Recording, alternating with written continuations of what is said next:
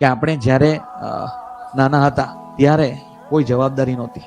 જેવી દિવાળી આવે, કપડાં લેવાનું નવા નવા, ફટાકડાઓ, બરાબર છે, ઘરે સાફ સફાઈ ચાલતું હોય, ઘરે દીવડાઓ મૂકીએ, એટલી ખુશી હોય. આ હમણાં સ્થિતિ કેવી છે?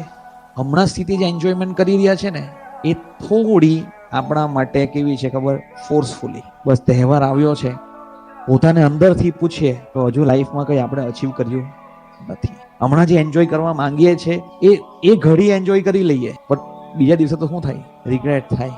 100% થાય યાર, સમજાયું કે? એટલે તો ઘણી વાર હું કહું કે હમણાં મહેનત કરી લો કે નેક્સ્ટ દિવાળી આવે ત્યાં સુધી આપણે શું કરીએ? લાગી જઈએ.